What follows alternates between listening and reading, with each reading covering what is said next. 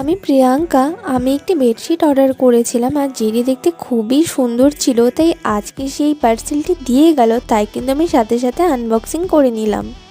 আর এটি কিন্তু এখন ভাইরালে চলছে, মানে আমি এর আগেও এই টাইপস একটি বেডশিট অর্ডার করেছিলাম আর এবার সেকেন্ড টাইম করলাম। আর এটির সাথে সবথেকে কিউট ব্যাপার হলো দুটো কিউট কিউট কিন্তু বালিশও সাথে দেয় আর দুটো কিন্তু পিলো কভারও থাকে।